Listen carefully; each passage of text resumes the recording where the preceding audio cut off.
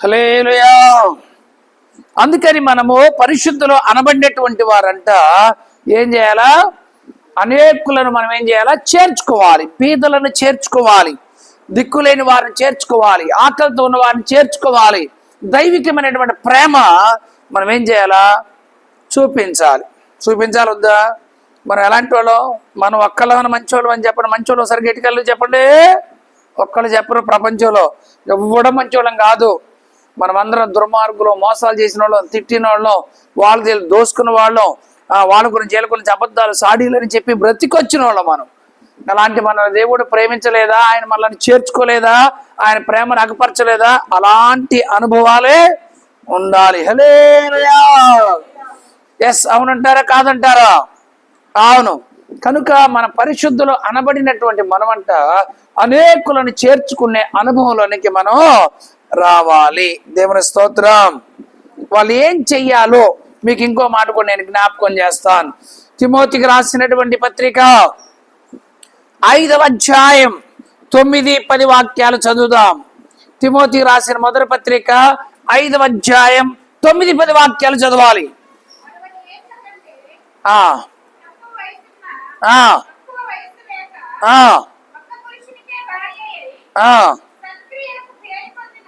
సత్క్రియలకు పేరు పొందిన, అబ్బా ఎంత మాట అండి! మంచి క్రియల కంటే పేరు పొందాలి. మన పేర్లు ఉంటాయి అక్కడక్కడ. దాని నోటు నోరేయకూడదే అనే పేరు ఉంటుంది, దాంతో సావాసం చేయకూడదే అనే పేరు ఉంటుంది. అర్థమైందా? దానికి ఇగురు ఒగరు పొగరు ఎక్కువమ్మో, దాని జోలికి ఎలవాక అనే పేరు ఒకటి ఉంటుంది. అర్థమైంది? ఇలాంటి పేర్లు ఉంటాయి మనకి. కానీ ఏముండాలంటే ఇక్కడ సత్క్రియల విషయంలో పేరు పొందిన, మరోసారి చదువు. ఆ సత్క్రియలకు పేరు పొందిన విధవరాలు. విధవరాలంట పిల్లలను పెంచి, విధవరాలు ఏం చేయాలంట? ఫస్ట్ పిల్లలను పెంచాలి. బాగా గుర్తుపెట్టుకోండి. విధవరాలంటే ఎవరు? తర్వాత చెబుతా. విధవరాలంటే ఎవరు? తర్వాత చెప్తా. విధవరాలు పిల్లలను పెంచాలి. ఏం చేయాలా? చెప్పండి గట్టిగా. పిల్లలను పెంచాలి. ఒకటి. రెండు, పరదేశులకు ఆతిథ్యాన్ని ఇవ్వాలి. విధవరాలంట పరదేశులకు ఆతిథ్యాన్ని ఇవ్వాలి. బైబిల్లో ఏలియా పోయినటువంటి ఇల్లు ఎవరిల్లు అది? సారెపతి. రైట్. విధవరాలనే ఉందా లేదా? సారెపతి విధవరాలు అనే ఇల్లు ఉంది. ఆమె క్రియలు మంచివి. ఆహారం పెట్టింది ఆయనకి. దైవజనుని ఇంట చేర్చుకుంది. అయ్యా బాబు, నువ్వెవరు అని నిన్న చూడలేదు బాబు. నీ గడ్డమైంది, నీ చేతుల కర్రైంది, నీ పైన బొచ్చు తుప్పుడైంది, పాస్టర్లు ఇట్లాగుంటారా? ఇలాగుండరు, నువ్వెవడో నాకు తెలీదు అని చెప్తే, నేనమ్మా ఏలియా పాస్టర్ అన్నాడు. ఏలియాలు 3 మంది ఉన్నారు. ఎవరన్నారు ఆ మాట? అన్నాడా? నాబాల్ అన్నాడా? అనలేదా? అన్నాడా లేదండి? 3 మంది ఉన్నారా అలాంటి వాళ్ళు? 3 మంది ఉండి యజమాని విడిచిన దాసులు 3 మంది ఉన్నారు అని ఆయన అన్నాడు. మరి ఇక్కడ వాక్యం ఏం చెప్తుంది? సారెపతి విధవరాలు యొక్క ఇంటికి వెళితే ఆమె చేర్చుకుంది. నీ ఏ ఏలియావో నాకు తెలియదని చెప్పలా. నేను ఎవరో దైవజనులాగా ఉన్నాడయ్యా అనుకుంది, ఇంట చేర్చుకుంది. సరే, అక్కడ ఇంటికి ఆయన వచ్చాడు అనుకోండి. ఇంకా ఎవరైనా ఇంటికి, ఒకసారి తాడికొండలో ఒక ఇంటికి వెళ్ళా. ఫస్ట్ ఒక ఇంటికి వెళ్ళా. ప్రేరేపణ వచ్చి వాళ్ళ క్యాలెండర్ను వాగ్దానాలు ఇద్దాం, వాళ్ళ ఇంటి ఎప్పుడు గొడవలు సమస్యలు కొట్టుకుంటున్నారు, కొన్ని ప్రతికూలతలు అని చెప్పేసి ప్రేరేపణ వచ్చి వాళ్ళ ఇంటికి వెళ్ళా. వాళ్ళ ఇంటికి వెళ్తే వాళ్ళ అబ్బాయి నేను చూసామా, పాస్టర్ గారు వచ్చాడమా అని చెప్తే, నేనేదో అడుక్కునేవాళ్ళలాగా, అమ్మా కానికెత్తారా అడుక్కునేవాళ్ళు. అమ్మా పొద్దున్నే వచ్చి, అమ్మా ఇంత అన్నం పట్టండి తల్లి, ఆకలి అవుతుంది అన్నట్టుగా నేనేదో అడుక్కు తినేవాళ్ళలాగా, అరే పాస్టర్ గారితో చెప్తావు, ఇప్పుడు కాదులే తర్వాత రమ్మని పో అంది. అది మొదలు చేసింది బట్టి కూడా వాళ్ళ కొంపలో కాలు పెట్టల. ఒక్కసారి కూడా వెళ్ళా వాళ్ళ ఇంటికి. అందరు వెళ్ళకి వెళ్తాను కానీ నన్ను పిలిచిన వాళ్ళ ఇంటికి, ఆ ఇంటికి మాత్రం వెళ్ళను. తర్వాత రాపోంది. నేనేదో ప్రేమతో క్యాలెండర్ వాగ్దానాలు ఇద్దాం అనుకుంటే జనవరి నెలలో అక్కడ చాలామంది మనం ప్రేమించే వాళ్ళు ఉంటారు. వెళ్ళి వాళ్ళకి కొన్ని వాగ్దానాలు ఇచ్చి క్యాలెండర్ ఇచ్చేసి, ఇంటికి ఒక క్యాలెండర్ ఇచ్చేసి వాళ్ళ కోసం ప్రార్థన చేసి వస్తా ప్రేమతో. ఇక ఏం జరిగింది, తర్వాత రమ్మని పాస్టర్ గారు నాకు అరికాల్లో నుంచి నడినెత్తికి ఎక్కింది. ఏంటిది? అది కోపం.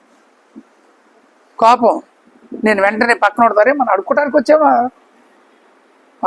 పేతురు గారితో ప్రభు అంటాడు ఏమని, మన స్వతంత్రమే కనుక నువ్వు వెళ్ళి నీ కొరకు నా కొరకును గాలి వేసి ఒక చేపను పట్టు, దాన్ని నోరు తెరు, లోపల ఉంటుంది ఒక షెకిల్లో, దాన్ని తీసుకొచ్చి నీకు నాకు అమ్మేసేపా అన్నాడు. అన్నట్టు అనిపించింది ఆ మూమెంట్లో. నాకు అంత కోపం వచ్చేసింది. ఎప్పుడు ఆయనతో కాలు పెట్టకూడదని నిశ్చయించుకొని వెళ్ళిపోయాను. అందరికి వెళ్ళాను కానీ ఆయనకి ఇప్పుడు కూడా వెళ్ళా నేను. దేవుని స్తోత్రం. హల్లెలూయా. సేవకుని చేర్చుకునే వెధవరాలి ఇల్లు బాగుంది. సేవకుని చేర్చుకునే వెధవరాలి ఇల్లు ఎలాగుందంటే పోషించబడింది. సేవకుని చేర్చుకునే వెధవరాలి ఇంట్లో కరువు లేదు. అది కొంతమంది మేము ఒకవేళ ప్రేరేపణ వచ్చి వస్తామన్నాం అనుకోండి, ఇప్పుడే వస్తారా అనేవాళ్ళు కొంతమంది. ఆయన లేటుగా మరి ఎట్లాగా అనేవాళ్ళు కొంతమంది. ఓహో, మనకు అర్థమైపోద్ది మ్యాటర్. అక్కడ మాకు మ్యాటర్ అర్థమైపోద్ది, లేటర్ అర్థమైపోద్ది. గుర్తుపెట్టుకోండి, ఎవరు ఏమన్నా కానీ నేను చెప్పే మాట ఎవరికైనా ఏమని చెప్తానంటే, పాస్టర్ గారు వస్తే మనం డబ్బులు ఏమని ఇవ్వాలేమో అనేది మాత్రం మీరు ఎప్పుడు అనుకోవద్దు. అర్థమైంది? వస్తామంటే రండి అని చెప్పాలా. అర్థమైంది? ఉంటే ఏదైనా ఉంటే పెట్టండి, ఏమి లేకపోయినా గుక్కెడు చన్నీళ్ళు ఇస్తేనే ఫలం పోదని ప్రభే చెప్పాడు. ఏ నీళ్ళితే చెప్పండి, ఏ నీళ్ళితే? గుక్కెడు చన్నీళ్ళు ఇస్తే ఫలం పోదని చెప్పాడు. గుక్కెడు చన్నీళ్ళు ఇస్తే మీ ఫలం పోదని ప్రభే చెప్పాడు. అర్థమైందా? ఇవ్వటానికి కానుకున్నా లేకపోయినా సేవకులు ఇంట చేర్చుకోవటం మొదట మనం నేర్చుకోవాలి. పాస్టర్ గారు వస్తే డబ్బులు పెట్టాలి కదా, డబ్బులు లేవు అనుకోకూడదు. కానుక పెట్టాలి కదా అని అనుకోకూడదు. ఎందుకంటే మాకు తెలుసు, ఎందుకంటే మాకు ఇరుకులు ఇబ్బందులు ఉంటాయి. మా దగ్గర కూడా డబ్బు లేనటువంటి పరిస్థితులు ఉంటాయి. ఎప్పుడైనా ఎవరైనా సేవకులు వచ్చారనుకోండి, మాకు లేనటువంటి పరిస్థితులు ఉంటాయి. హల్లెలూయా. ఒకరోజు 100 రూపాయలు ఉన్నాయి. ఓ పాస్టర్ గారు వచ్చాడు. నేను ఈ లోపల ఎక్కడికో బయటికి వెళ్ళా. వాస్తవానికి నిజంగా చెప్తున్నా 100 రూపాయలు ఉన్నాయి. ఫుల్ పిట్ మీద చెప్తున్నా. సరే పాస్టర్ గారు వచ్చారు, రేపు పొద్దున శుక్రవారం, మరి ఏమన్నా దేవాలిగా, పప్పు కప్పు ఏదో ఒకటి దేవాలిగా, తాగడానికి ఆటికి కావాలి కదా. ఇక లాస్ట్కి సర్లే అని చెప్పేసి ప్రార్థన చేయించుకోండి, 100 రూపాయలు ఉన్నాయి కదా బైబిల్లో తీసి ప్రార్థన చేయించుకోండి అని 100 రూపాయలు ఇచ్చి వాళ్ళు ప్రార్థన చేయించుకున్నారు. నిజంగా నేను చెప్తున్నాను, తెల్లారితలకి 1000 రూపాయలు వచ్చినాయి. ఫుల్ పీట్ మీద చెబుతున్నా, తెల్లారితలకి 1000 రూపాయలు వచ్చినాయి. తర్వాత అవి వాడేసుకున్నాం. అప్పుడు స్థలానికి డబ్బులు కడుతున్నటువంటి సమయం. ఆ తర్వాత మళ్ళా సిస్టర్లు వచ్చాడు. తర్వాత నెక్స్ట్ వారంలో వచ్చారు. నెక్స్ట్ వారంలో కూడా డబ్బులు లేవు, 200 ఉన్నాయి. నిజం చెప్తున్నా ఏనండి, 200 ఉన్నాయి. 200 రూపాయల కాగితం ఉంది. అది ఇంకా నేనున్న అప్పుడు సర్లే దేవా స్తోత్రం నాయన అని చెప్పేసి మొదట సేవకుని ప్రేమించాలి, అంతే. సేవకుని చేర్చుకోవాలి, ప్రేమించాలి. ఇక వెంటనే కాసేపు మాట్లాడారు, వాళ్ళకి ఇవ్వాల్సినవి పెట్టాల్సినవి పెట్టాము. తర్వాత వాళ్ళు ప్రార్థన చేసి వెళ్తామన్నయ్య అని చెప్పేసి అన్నారు. ప్రార్థన చేశారు. ఆ తర్వాత నా దగ్గర ఉంది 200 రూపాయలే, 200 రూపాయలు కారుకు పెట్టించేసి అక్క చేత కారుకు పెట్టేసి మరలా తర్వాత 1000 రూపాయలు వచ్చినాయి. నిజం, తర్వాతే వచ్చినాయి. నేను అప్పుడు అనుకున్నా, సేవకునికి ఇచ్చినది ఏది కూడా వ్యర్థం కాదు. ఆమె చెప్పండి గట్టిగా. ఏది కూడా వ్యర్థం కాదు. అందుకే ప్రభు ఏమన్నాడు తెలుసా, గుక్కెడు చన్నీళ్ళు ఇచ్చినా కూడా ఫలం వస్తుంది. ఏంటది చెప్పండి, ఎన్ని? గుక్కెడు అన్నాడా, చెంబుడు గ్లాసుడు అన్నాడా? గుక్కెడు అంటే ఒక గుటక తాగే అన్ని చన్నీళ్ళు ఇచ్చినా కానీ జయనా ఏం పోతట? ప్రతిఫలం పోదు. గుక్కెడు చన్నీళ్ళు ఇచ్చినా చాలు. బైబిల్ ఆ మాట చెప్తుంది. అందుకని డబ్బులున్నా డబ్బులు లేకపోయినా, అర్థమైందా, సేవకులు వస్తానంటే చేర్చుకోవాలి. అటు ఇటు పోతా ఇదిగో ప్రేరేపణ వచ్చి వచ్చారనుకోండి, చేర్చుకోవాలి. ఏమి ఇవ్వకపోయినా పర్వాలేదు, ఎందుకంటే ఉంటే ఇస్తారు కనుక. మాకే ఇలాంటి సందర్భం వచ్చినప్పుడు మేము కూడా అర్థం చేసుకుంటాం, వాళ్ళ దగ్గర లేవు, పేద స్థితిలో ఉన్నారు. అందుకే దశమ భాగం అనేది ఎందుకు దేవుడు ఇవ్వాలి అన్నాడు అంటే, దాన్ని బట్టి మాకు తెలిసింది వీళ్ళు ఎంత ఆర్థికంగా ఉన్నారు, ఎంత దీవెనకరంగా ఉన్నారు, ఎంత రాబడి వీళ్ళకి వస్తూ ఉంది. పర్వాలేదు, మంచిగానే ఉన్నారు. మరి తక్కువగా ఉందంటే వీళ్ళు కష్టంలో ఉన్నారు, వీళ్ళు బాధలో తెలిసింది మాకు. కొంతమంది ఇస్తారు కానీ దాని మీద ఊరు ఉండదు, పేరు ఉండదు. రాస్తారు కొంతమంది ఏమో రాస్తారు, పాపం వాళ్ళ పేరు రాస్తారు, వాళ్ళ ఊరు రాస్తారు. మంచిదే, రాయాలి, తెలియాలి మాకు. కొంతమంది ఇస్తారు దాని మీద ఊరు ఉండదు, పేరు ఉండదు, అడ్రస్ లేనిది. అడ్రస్ లేని ఉత్తరం ఎక్కడికన్నా వెళ్ళిద్దా చెప్పండి? అడ్రస్ లేని ఉత్తరం ఎక్కడికన్నా వెళ్ళిద్దా? అది పోస్ట్ డబ్బాలోనే ఉంటుంది. కనుక అడ్రస్ ఉండాలి, నీ ఊరు లేదా నీ పేరు ఉండాలి. నువ్వు ఎంత ఇస్తున్నావు ఏంటో, నీ కుటుంబం పరిస్థితి, నీ ఆర్థిక పరిస్థితి తెలిసిద్ది అనమాట మాకు. కనుక సేవకులను చేర్చుకోవాలి. విధవరాలు చేర్చుకున్నటువంటి ఆ ఇల్లు, ఆ విధవరాలు యొక్క ఇల్లు ఎంత దీవెనకరంగా, ఎంత మహిమకరంగా, ఎంత ఆశీర్వాదకరంగా ఉందంటే అంత ఆశీర్వాదకరంగా ఉంది. అందుకే మీరు ఇందాక తిమోతి పత్రికలో చదువుతున్న మాట, మీరేం చేయాలట? సత్క్రియలకు, మంచి క్రియలకు పేరు పొందినటువంటి విధవరాలు ఆ పిల్లలను జాగ్రత్తగా పెంచాలి. పరదేశులకు ఏమి ఇవ్వాలి? ఆతిథ్యం ఇవ్వాలి. ఇతర ప్రాంతాల నుంచి వచ్చే వాళ్ళకి ఆతిథ్యం ఇవ్వాలి. రాగానే కూర్చోమని చెప్పాలి, కాసిన మంచినీళ్ళు ఇవ్వాలి, కాసిన టీ ఇవ్వాలి. నేను రాగానే మా వాడితో నేను చెప్పాలి మంచినీళ్ళు ఇవ్వండి రా అని. ఇది ఒక పెద్ద బాధ నాకు. మేము బాగానే ఎక్కడికైనా బాగానే వెంటనే పాపం వాళ్ళు గుర్తుపెట్టిస్తారు, మరి మంచినీళ్ళు తీసుకురండి నేను చెప్తే వాళ్ళకి వెలుగుతుంది బలుపు. అప్పుడు దాకా వాళ్ళ తీగలో కరెంట్ లేదనమాట. మనిషి రాగానే వెంటనే ఫస్ట్ చెప్పాల్సిన మాట ఏంటి? ప్రైజ్ ద లార్డ్ అని చెప్పాలి. బాగున్నారా అని చెప్పాలి, ప్రైజ్ లార్డ్ అని చెప్పాలి. ఆ తర్వాత ఏం చేయాలా చెప్పండి? లోపల ఎత్తాను నుంచో అని చెప్పకూడదు, వెంటనే కుర్చీ వేయాలి. కుర్చీ వేసిన తర్వాత ఏం చేయాలా చెప్పరేంటమ్మా? వాటర్ ఇవ్వాలి. తర్వాత ఉంటే అది ఇచ్చేదాన్ని బట్టి మీ యొక్క స్థితిగతి ఏది ఉంటే అది ఫలానా అనేవి లేదు. ఫస్ట్ వందనాలు చెప్పాలి, బాగున్నారా అని చెప్పాలి, కూర్చోండి కుర్చీ వేయాలి, తాగడానికి అసలు మంచినీళ్ళు ఇవ్వాలి. ఎన్నున్నా కానీ ఫస్ట్ ఏలి అడిగింది ఏంటది? ఈయన అడిగాడు, ఎంత దప్పికేస్తుంటే ఈయన అడిగాడు చూడండి. అంటే ఒక వ్యక్తి ఇంటికి వచ్చినప్పుడు ఏం వేస్తుంది? దాహం, దప్పిక వేస్తుంది. కనుక దప్పిక అనేది ఉంటుంది కనుక ఫస్ట్ వాడు తాగిపోయిన వాటర్ తెచ్చియాలి. ఒక్కొక్కైనా నీ కోసం తాగుతారులే, తాగొచ్చారనుకోండి పక్కన ఎక్కడన్నా, ఒక గుక్కైనా తాగుతారు, తెచ్చిన దానికైనా తాగుతారు. ఒక్క గుక్కైనా తాగి పక్కన పెడతారు, అంటే వాళ్ళకి దప్పిక లేదని అర్థం. అర్థమైందా? బాగా తాగారంటే బాగా దప్పిక, ఎక్కడెక్కడ బాగా తిరిగి వచ్చాడని అర్థం. అర్థమైందా? గుర్తుపెట్టుకోండి, కొద్దిగా తాగితే ఈ మధ్య ఎక్కడ తాగి వచ్చాడు దగ్గరలో అని అర్థం. అది ఓసారి విజిటింగ్ వస్తే ఆమె గ్లాసులో పాలు ఇచ్చా నీళ్ళు ఇచ్చా, ఏమ గ్లాసులో పాలు ఇచ్చా నీళ్ళు ఇచ్చా, ఆమె గ్లాసులో పాలు ఇచ్చా నీళ్ళు ఇచ్చా, ఈ లోపల బెలూన్ ఉద్దే ఎక్కడ పోవాలో తెలియదు. ఎందుకురా పాస్టర్లు పట్టంత లాభం వస్తుందంటే స్టోర్ అయిపోతున్నాయి. తాకపోతేనే తాగు మాకు ఆశీర్వాదం ఎలాగొచ్చింది అంటారు, తాగితేనేమో రోగం ఎక్కువ వచ్చేస్తుంది. అర్థమైందా? ఎక్కడ పోవాలో తెలియదు. ఎన్ని పరిస్థితులు ఉంటాయి తెలుసా పాస్టర్లకి? హల్లెలూయా. అది అర్థమైందా? అది గాలి ఊతా ఉంటే ఇంతలా నొగ్గిద్ది, అలాగైపోద్ది అనమాట పొట్ట పాస్టర్లకి. అప్పుడు సాగుతూ ఉంటుంది అనమాట, సాగుతూ ఉంటుంది. అక్కడ దాకా వద్దంటే వదిలిపెట్టరు కదా. అది ఈయన అడిగాడు, ఫస్ట్ నీళ్ళు అడిగాడు, తర్వాత ఆకలింది, నేను పాపం నీ చేతితో ఒక అప్పందే అన్నాడు. ఆకలిందా? పరీక్ష పెట్టాడా? మీ భాషలో చెప్పండి. అది లేదని దేవుడే వెదరాలింటి పో, నేను పోషించడానికి అక్కడ పంపిస్తున్నాను, నువ్వు అక్కడికి వెళ్ళు అన్నాడు. దేవుడే చెప్పి పంపించాడు. దేవుడు చెప్పి పంపిస్తే ఈయన డైరెక్ట్గా అక్కడికి వచ్చే ముందు నీళ్ళు ఇవ్వమన్నాడు. నీళ్ళలో తెలిసింది మ్యాటర్ అనుకున్నాడు, నీళ్ళు వచ్చింది. ఆ తర్వాత ఆ చేతితో నాకు అప్పం చేసుకురా పోయో జీవంతో నీ దండం పెడతానయ్యా, ఇంట్లో పిండి లేదయ్యా అంటే ఇప్పుడు ఈయన అడుక్కునే పాస్టర్ గారు అంటారా? చెప్పండి, అడుక్కునే ఆయన అంటారా? చెప్పండి, ఎక్కడ తినడానికి లేక ఈయన పెట్టి తన ఇంటికి వచ్చాడు అంటారా? చెప్పండి.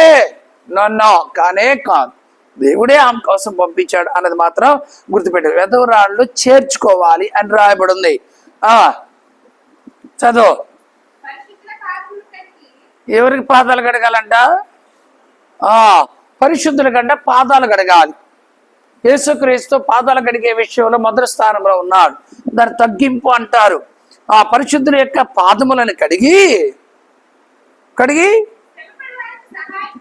శ్రమ పడే వారికి సహాయం చేయాలి. శ్రమ పడుతున్నారు అనుకోండి, సహాయం చేయాలి. హల్లెలూయా. శ్రమ పడే వాళ్ళకి ఏం చేయాలా? ఎవరిని శ్రమ పడుతుంటే మనం శుభ్రం కూర్చుంటాం, పోనీ మనం కూడా ఒక సహాయం చేద్దాం అని అనుకో. మనం బైబిల్లో ఉందిగా మార్తా మరియా ఉందిగా, మరీ చేయని, మరీ కూర్చొని మార్త చేయని. కొంతమంది మరియల్లాగా కూర్చుంటారు, కొంతమంది మార్తలాగా చేస్తూ ఉంటారు. స్తోత్రం. అది నేను చెప్పే మాట కాదు కానీ బైబిల్ చెప్పే మాట. శ్రమ పడే వాళ్ళకి ఏం చేయాలట? కొంచెం సహాయం చేయాలి. పాపం ఒక్కటే చేస్తుంది, నా ఉతుకుతుంది నేను గుంజుదాం, ఆ రుద్దుతుంది నేను గడుగుదాం, ఆ ఊడుతుంది నేను తుడుద్దాం అన్నది ఉండాలిగా.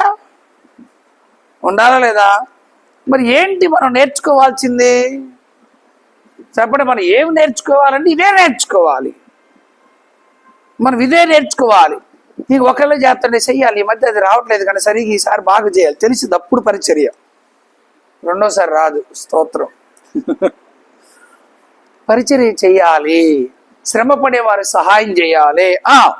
శ్రమ పడేవారికి ఏం చేయాలి? శ్రమ పడేవారికి ఏం చేయాలి?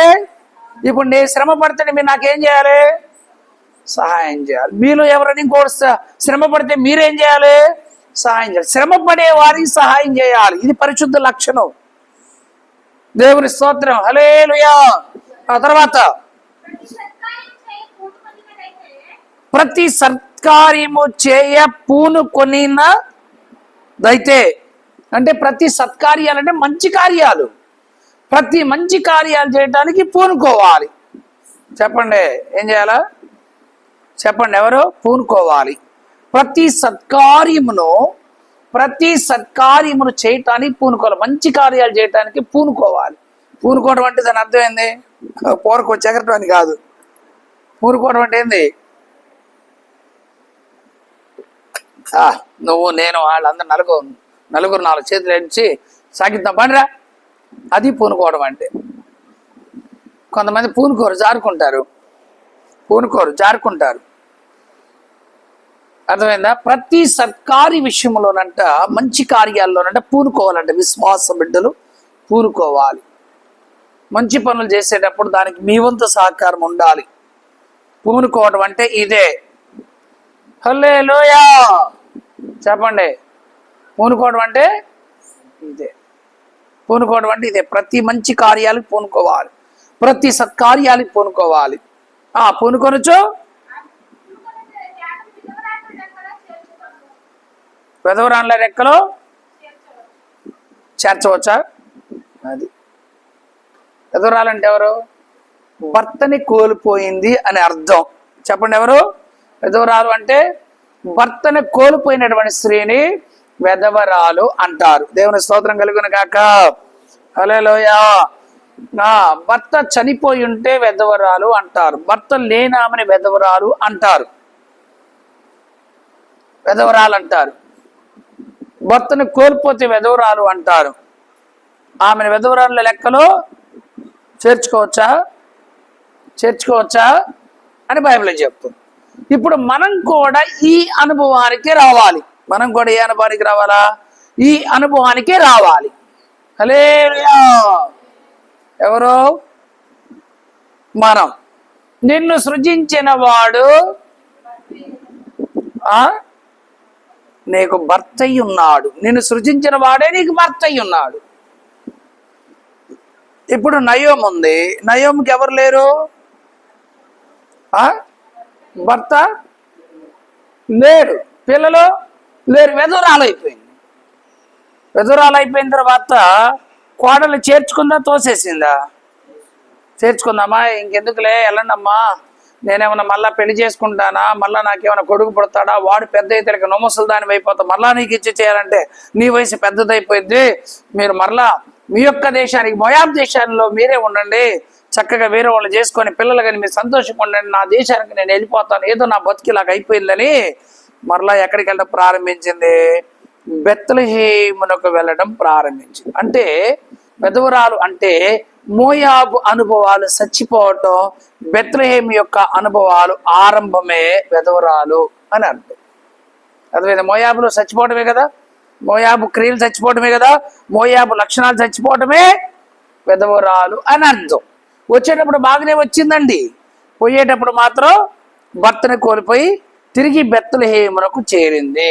దేవుని స్తోత్రం. బెత్లెహేమునకు చేరాలి అంటే ఇక్కడ ఏమవ్వాలా? ఈ లోక సంబంధమైనటువంటి భర్త ఉండకూడదు. అంటే ఇప్పుడు మా భర్తలు మీరు లేపేయమంటారా ఏంటని శారమ్మకి అదే డౌట్ వచ్చింది. ఆ మాట ముందే చెప్తే అట్టులో పెట్టి లేపేద్దరు కదా. అమ్మా ఈ భర్త కాదమ్మా, లోక సంబంధమైనటువంటి అధికారం, లోక సంబంధమైనటువంటి అనుభవాలే నిన్ను నడిపించి నిన్ను ఏలుబాటు చేసే అవి చావాలమ్మా. చెప్పండి గట్టిగా, అవి చావాలి. లోక సంబంధమైన అన్ని చస్తేనే నువ్వు బెత్లెహేముకి వెళ్తావు, లేదంటే మోయాబులోనే నువ్వు ఉంటావు. అర్థమైందా? బెత్లెహేముకి వెళ్తే కరువు పోయింది, మోయాబులో ఉంటే కరువు ఉంది. అర్థమైందా? మోయాబు విడిస్తేనే నీ పిల్లలు నీ మాట అంటారు. స్తోత్రం చెప్పండి గట్టిగా. నువ్వు మోయాబులో ఉంటే నీ పిల్లలు కూడా పోతారు. మోయాబులో ఉన్నంత కాలం పిల్లలు పోయారు, భర్త పోయారు. అవునా కాదా? బెత్లెహేముకు వచ్చిన తర్వాత ఆమె జీవితం స్థిరపడింది. బెత్లెహేముకు వచ్చిన తర్వాత, రొట్టెల ఇంటికి వచ్చిన తర్వాత, దైవ సన్నిధికి వచ్చిన తర్వాత ఆమె జీవితం మొత్తం మార్చబడింది. మోయాబు కంటే ఎక్కువ ఆనందం అక్కడ ఉంది, మోయాబు కంటే ఎక్కువ సంతోషం అక్కడే ఉంది. తన కోడలు నయోమిని చేర్చుకుంది, తిన్నగా తన ఇంటికి తీసుకొని వెళ్ళింది. వాళ్ళు విడిచి వచ్చిన ఇంటికి వెళ్ళింది. అక్కడికి వెళ్ళిన తర్వాత దివ్యమైన ఆలోచన ఇచ్చి బోయాజు ఇంటికి నడిపించి, తర్వాత ఆ పొలానికి పంపించి తినటానికి నీకు నాకు సంపాదించగలమని చెప్పి పంపించి చక్కగా దివ్యమైన ఆలోచన ఇచ్చి వచ్చిన వాడిని తెచ్చుకొని ఇద్దరు చక్కగా తింటూ ఇంకా ఇంకా ఉన్నతంగా నడిపించబడే అనుభవమే ఏంటది? బెత్లెహేమ్. లేదు నాకు మోయాబు బాగుంది అంటే బాగానే ఉంటది. మోయాబు బాగుంది అంటే మోయాబులోనే ఉండండి. మోయాబు అనగా చచ్చినటువంటి అనుభవం. మోయాబు అంటే శాపగ్రస్తమైనటువంటి అనుభవం. మోయాబు అంటే వ్యభిచార సంబంధమైనటువంటి అనుభవమే మోయాబు. హల్లెలూయా. నా మాటలు మీకు అర్థమవుతున్నాయా? మోయాబులోకి వెళ్ళి సుఖపడిందా? మోయాబులోకి వెళ్ళి ఏమైనా సంతోషంగా ఉందా? కళ్ళెమ్మిటే నీళ్లు, భర్త చచ్చిపోవటం, పిల్లలు చచ్చిపోవటం, అర్థమైందా? కాపురం అంతా చిన్నాభిన్నం అయిపోయింది. అయినా వదలరే కొంతమంది, అందరు కాదులే కానీ కొంతమంది వదలరు. భర్త చచ్చినా వదలరు, పిల్లలు చచ్చినా వదలరు. భర్త చావటం, పిల్లలు చావటం లోపల పడిపోవడం అని అర్థం. అయినా మోయాబు కోరికలు వదలరు కదా, వదలరు. మోయాబు సంబంధమైన శాపగ్రస్తమైన వాటి నుంచి విడిచి రారు, బయటికి రారు. వాటిలో నుంచి విడిచి వస్తే ఆ తర్వాత దివ్యమైనటువంటి మార్గం నీకు అనుగ్రహించబడి అప్పుడంట లోక రక్షకుడు నీలో నుంచి వస్తాడు. దేవుని స్తోత్రం కలుగునగాక. ఆమేన్. హల్లెలూయా. అయిపోయిందా మీ సంభాషణ? వారు ఇప్పుడు లేచి మేము బెత్లెహేముకు వెళ్ళిదాం అనుకుంటున్నారు. ఇక్కడ వాళ్ళకి మోయాబు లాగుంది, వంటగది వాళ్ళకి బెత్లెహేము లాగుంటుంది. దేవుని స్తోత్రం కలుగునగాక. ఆమేన్. కనుక ప్రియమైనటువంటి దేవుని బిడ్డలారా, మనం ఈ అనుభవాల్లో మనం ఉండాలి, చేర్చుకోవాలి, ఆతిథ్యం ఇవ్వాలి. ఇలాగుంటే మన జీవితాలు బాగుండాలి. అందుకే ఒక్కొక్కరిని నేర్చుకోవాలి, ఒక్కొక్కరు ఈ అనుభవంలోనికి రావాలి. ఆమేన్. ఓ పాస్టర్ గారు ఉన్నాడు. ఆ పాస్టర్ గారికి ఇద్దరు పిల్లలు.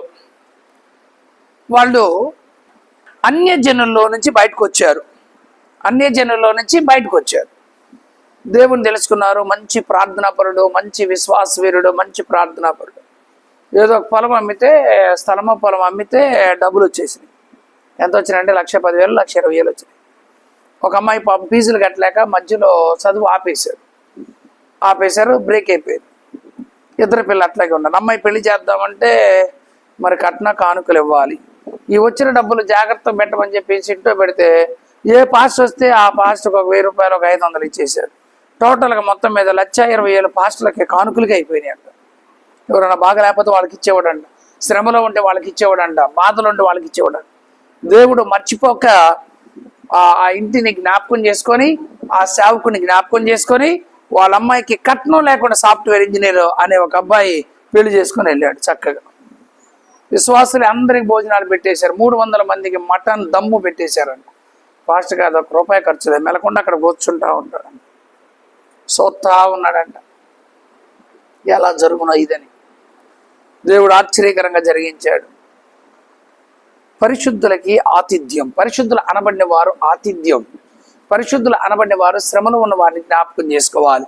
పరిశుద్ధులు అనబడిన వారు సత్కార్యాలు చేయాలి. పరిశుద్ధులు అనబడిన వారి పిల్లల్ని బాగా పెంచాలి. పరిశుద్ధులు అనబడినటువంటి వారి యొక్క లక్షణాలన్నీ కూడా మీరు ఇక్కడ చూశారు. కనుక ఈ లోక సంబంధమైన అధికారి అనే భర్త గాని ఉంటే, సమరశ్రీకి ఎంతమంది అని చెప్పాను? 6 అని చెప్పుకున్నాగా. ఇప్పుడున్నవాడు నీ వాడు కాదా? కాదు. మరి ఇంక 5 ఉన్నారు కానీ వాళ్ళు కూడా నా వాళ్ళు కాదు. మరి వాళ్ళందరూ భర్తలే. మరి మనకు కూడా భర్తలు ఉన్నారు, వాళ్ళు సంపాలి. మీరు వాళ్ళు ఏం చేయాలా? చంపాలి. ఎవరిని చంపాలా? 6 చంపాలి. 6 అంటే ఎవరు? ధర్మశాస్త్రం, ఆచారం అనే భర్త. అలాగని పోయి చంపమన్నాడు, రోగలు పడి తీసుకొని వేసారమ్మా, పీడ వదిలిపోద్ది. రోజు ఈ భర్తతో గొడవలు ఎక్కువైపోయినాయి, రోజు నాకు నెమ్మది లేకుండా పోతుందని చెప్పి చంపిన ఆడవాళ్ళు బోలెడు మంది ఉన్నారు. తల్లోయ్, అర్థమైందా? మీరు చంపమంటే మీ భర్త, నిజమైన భర్తలు చంపబాకండి అమ్మా. నేను చెప్పింది ఏందో తెలుసా? ఆ భర్త ఆత్మీయ కోణంలో మీరు నేర్చుకోవాలి. ధర్మశాస్త్రం, ఆచారాల సంబంధమైనటువంటి భర్తను చంపేయాలి. అప్పుడే మీరు వెధవరాలుగా మారుతారు. అర్థమైందా? నీ కన్ను దేన్ని చూస్తుందో, అర్థమైందా, ఆ పాపాన్ని చంపివేయాలి, కన్నుని జయించాలి. అర్థమైందా? అయ్యే అమ్మ మీ భర్తలు అంటే వాటిని మీరు దృష్టిలో పెట్టుకోండి. కనుక ఆ భర్తలు మీరు చంపినప్పుడే మీరు వెధవరాలుగా మార్చబడతారు, వారినంట లెక్కలో చేర్చుకుంటారు. కనుక పరిశుద్ధులు అనబడినటువంటి వారు ఇలాంటి అనుభవాల్లో ఉండాలి. 1 by 1 స్టార్ట్ చేయాలి. వింటాన్ని మాత్రం బాగానే ఉంది, పాటించడం మాత్రం చాలా కష్టమైపోయింది. వింటాన్ని మాత్రం సొప్పాను, ఓ ఎస్ హాయ్ బాగుంది, కానీ జీవితంలో దాన్ని పాటించాలని చాలా కష్టంగా ఉంది.